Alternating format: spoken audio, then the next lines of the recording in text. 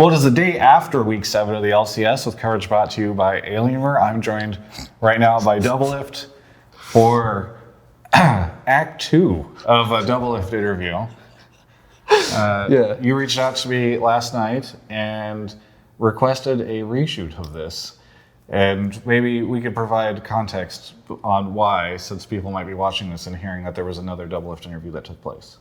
Yeah, well, first off, Timo didn't ask me to redo it. I actually wanted to redo it because I think the tone of it was just wrong. Like, and I didn't realize at the time that the community was like owning my coaches and management so hard. Like, I didn't realize like how badly that they were being blamed, I guess, by the community.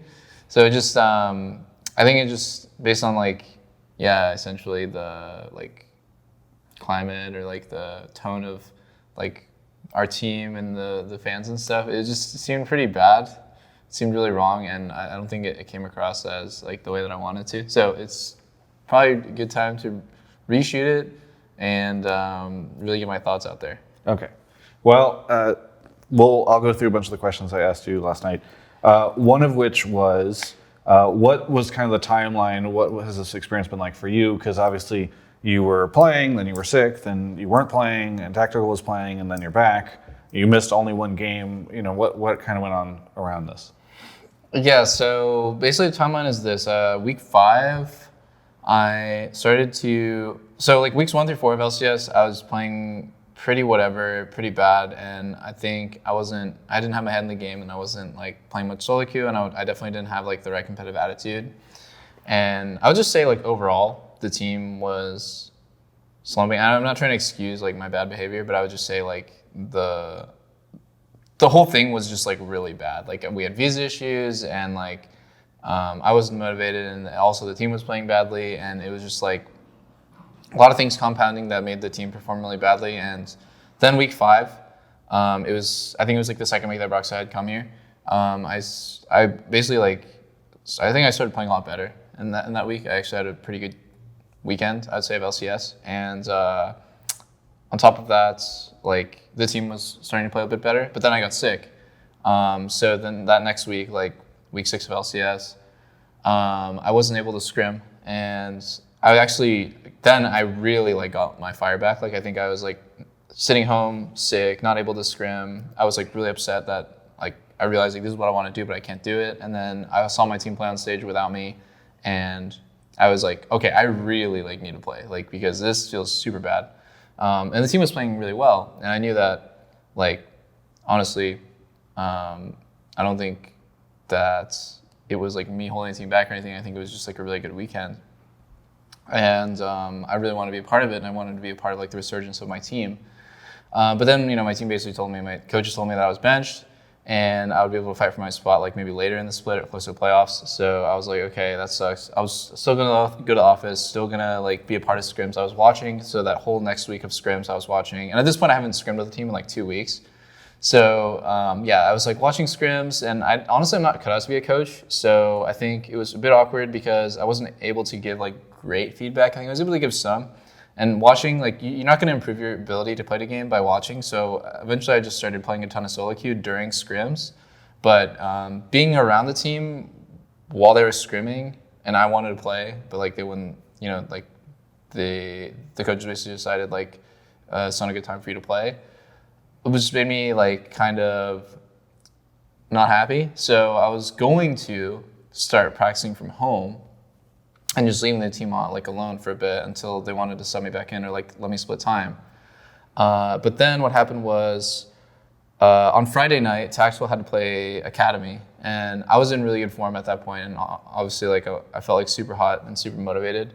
And they subbed me in for 3 scrims, and I smurfed all 3 scrims. And then the coaches told me, okay, we'll see about splitting time next week because you're really impressive. And the next day we lost to CLG, and then like Pobelter like owned us at the end of the game, and I was like, oh my god, like that was embarrassing, losing to the last place team. And then the coaches called me and said like, you're in for scrims tomorrow, and we'll see about playing on Monday. And I was like, oh wow, I guess us losing once just gave me my spot back. Didn't really expect that, I guess. So yeah, I scrimmed the next day. We played yesterday, and not the comeback that I had hoped for. but we'll see what happens now. Maybe, splitting time or something. But really, I just want to be the full time. Like, I want to be the starter full time, and I think I have the ability to do that. Yeah. You mentioned that on Twitter that you had lost motivation in the first part of the split, and I'm kind of curious because Steve on broadcast had talked about how you've been playing for a really long time, and that was probably a factor in this, and maybe it was like a burnout situation. I'm just curious from you, what do you think led to the lack of motivation in the beginning of the split? Yeah, well, I think it's a bunch of things. First, I've been doing this for a really long time, and secondly, they took a lot of significance away from spring split, which I was really vocal about, and I was really against, because I feel like already you play so much for the year as a pro player, and everyone's gonna be like, oh, you play video games for a living, like, stop complaining. But like, we care about competition, and I think taking away the significance of the competition actually, like, it does hurt the, like, I don't know, I guess like the intensity of the spring split, in my opinion. And it actually just got announced today that MSI has moved, it's breaking news on r// league, and I don't know, it just felt bad. But anyways, that was one part of it. The other part is we didn't have a full roster, and that sucks. The whole visa issue is it's honestly it's just painful, I would say. And then the other part is I think everyone actually goes through fluctuations in their motivation throughout their career and throughout their life. And it just so happened that mine coincided with the slump of the team. And I've had times in the past, I'm just gonna be honest, on every team that I've been on, there have been times during the regular season where I'm not trying my absolute best. I'm not putting in the same number of hours as I do during playoffs or worlds. And the thing is that at those times it's not a problem because the team's fine. It just goes unnoticed. But I think it was just because everything was so under the microscope because the team was performing really badly. I guess everyone started losing trust for each other a bit, and I realize now with with hindsight that was not the time to play less solo queue than everyone else.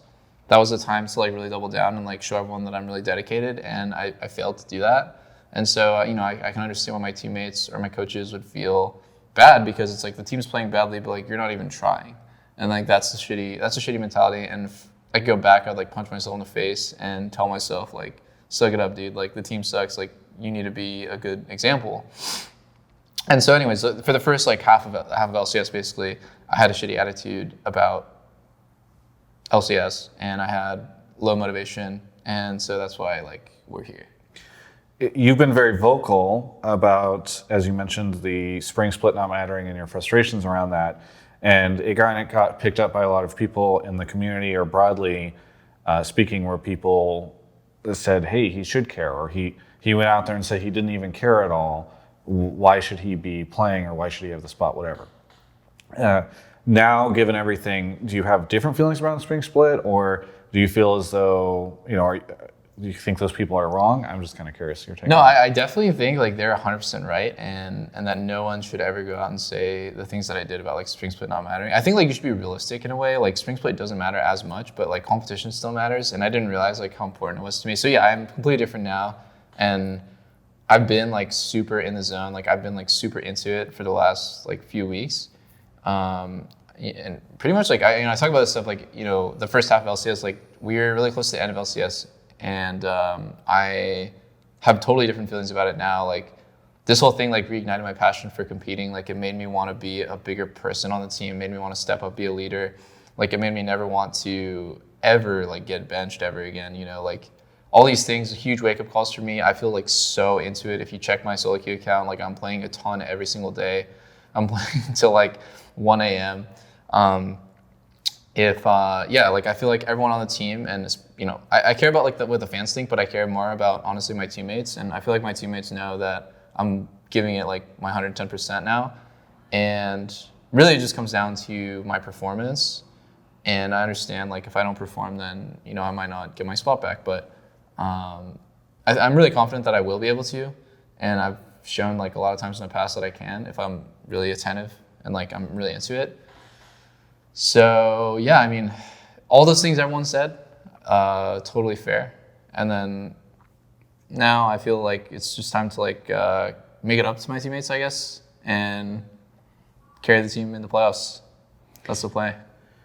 Immortals last night, didn't go the way I know you were hoping. And it's starting to make it look pretty bleak in terms of your ability to get into playoffs, right? I think you still control your fate for the most part, but you have to potentially win all the rest of these games. Where's your head on all this stuff? You think you guys will get into playoffs? I mean, is that dream dead? I don't know. It's definitely not dead. I mean, I think going 4-0 is actually pretty realistic. It just, like, we have a lot of problems, and if I had to go into, like, all of our problems right now, it would just be, like, a mess, but, like, we just honestly are super like discombobulated. We like one of the things that I always struggle with, and that I've struggled with, like, honestly, with being benched is at Worlds I was a really big voice on the team, and every single playoffs I'm a really big voice on the team, and I make the team play around me. And I think that's, everyone knows that about every team that I'm on, is like my team plays around me. And then, we go internationally, and that doesn't work. A lot of the time, every international tournament, actually, everyone plays through mid-jungle. It's like Faker and Klid. It's like Doinby and Tien. It's Rookie and Ning. It's always mid-jungle. Like, that is how every good team plays. For G2, it was Jankos and Caps. So, like, there's just so many examples of great teams that don't really focus on bot lane. And then, this split, to be honest, like, I was out of it for the first, like, half anyways. I didn't know what the fuck I was doing. But, like, recently, the team was playing with Tactical, and Tactical does not really demand much. And he essentially, like, gives a more supportive role to the team. And the team was playing a lot better that way. So I was thinking, oh, okay, maybe, like, I'm cluttering up the comms, and some of the feedback I was given was, like, when everyone is talking, it becomes really chaotic, and the comms become really cluttered, and there's a lot of indecisiveness.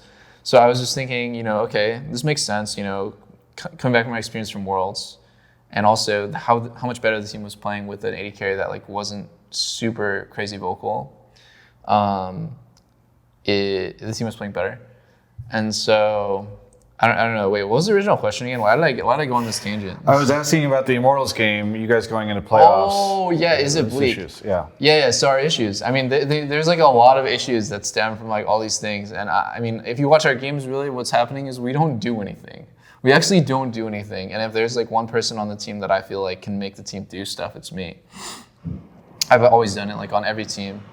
I like to be aggressive. I like to, like, just make stuff happen. Sometimes coin flip stuff. Sometimes just, like, go for the 80-20 play, the safe and smart one. Just depends, And I think, like, I can bring that. And I want to bring that. And against Immortals, we lost in a way where I just thought about the game, and I was just like, what are we doing? Like, why are we so bad? I just don't understand how we could, like, go for these plays. Like how could we not go for these plays that were so obviously good, and, like, no one was able to call for it? So I want to find my role on the team again, build that teamwork, and build that synergy. I don't know how it's going to play out for the rest of the split, but anyways, I feel really confident that the team can make playoffs if things line up, I guess. Yeah. I think last night you mentioned to me that you felt as though the team had lost trust, generally speaking. Like, it just doesn't have that thing that it needs to succeed. Are there steps that are being taken to rebuild that, or how do you think that's going to come back? No, I think last night we had a really, like, tense team atmosphere, and Core suggested that we go out for a team dinner to, like, reset the atmosphere, and then we all just went out and hung out, and it was really fun. Went to K-Town, had some K-barbecue, classic esports meal, and, like, steps taken, though, like, really it just comes down to you kind of got to just, like, double down and realize, like, I think mentally you have to realize, like, okay, the team is losing trust for each other. We need to start trusting each other harder, like, making an effort, actively, like, respecting, actively thinking positively with the teammates, actively trying to believe in each other that, like, we can follow up on these promises. Like, I'm going to fix this. I'm going to learn this champion. I'm going to, like, start making these plays. And so, everyone is trying to, like, take on some responsibility and also work through the problems, talk to each other. I don't know. It feels like the team can pretty easily come together. I mean, like, realistically, we're 4/5 of the team from last year, and the team that we were last year was, like, amazing. And, like, I hate to say, like, oh, like, the only change is Broxah. It's like everyone's mentality has also changed from last year, but, like, we were 80% of the way from, like, last year's amazing roster with. I think Broxah has, like, an incredibly high ceiling. The way I've seen him play, the way his attitude, his everything, like work ethic, mechanics. He has it all. Like, it sucks that we lost to Immortals twice like that with him, like, coming back, but we just haven't had that much time to gel as a team. Like, I'm just gonna be completely honest with you guys. We didn't have our real roster until week 4, and then I got sick, and then I got benched, and we've just had like this huge roster shuffle. It's been really awkward. Even like just talking about this whole thing it just feels really awkward. It's an uncomfortable situation for everyone. Yeah. Well, I won't hold you any longer then. So is there anything that you want to say to any of the fans out there? No, just like, I guess thanks to all the fans for supporting me. I think try to always be direct.